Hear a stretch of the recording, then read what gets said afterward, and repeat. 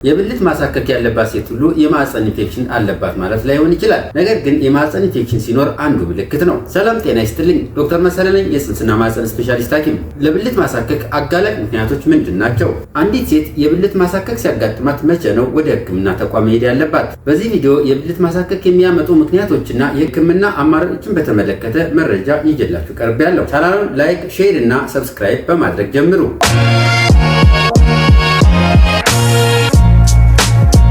አንዲት ሴት በተለያየ ምክንያት የብልት ማሳከክ ሊያጋጥማት ይችላል። አንዲት ሴት የብልት ማሳከክ አጋጠማት የምንለው በብልት ውስጠኛው ክፍልና ውጨኛው ክፍል የማሳከክና የማቃጠል ስሜቶች ካጋጠሙ ነው። ለብልት ማሳከክ ምክንያቶቹ ምንድን ናቸው? እነዚህ ምክንያቶች ካሉ አንዲት ሴት የብልት ማሳከክ ሊያጋጥማት ይችላል። የመጀመሪያው ምክንያት ኢንፌክሽን በሚኖርበት ጊዜ የተለያዩ የኢንፌክሽን አይነቶች አሉ ሲሆን የአባላዘር፣ የፈንገስ እንዲሁም ደግሞ ሌሎች ኢንፌክሽኖችን ጨምሮ የብልት ማሳከክ እንዲያጋጥም እንደ ምክንያት ሊሆኑ ይችላሉ።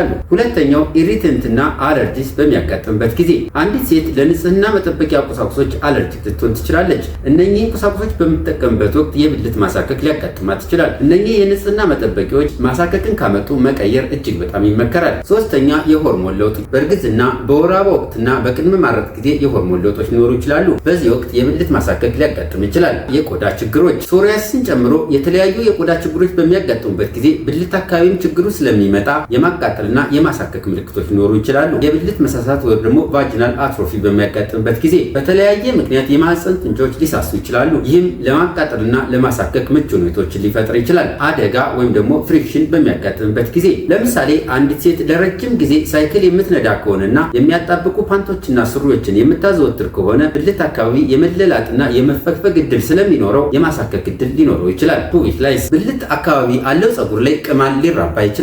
ይህም የቆዳ መቆጣትንና ማሳከክን ሊፈጥር ይችላል።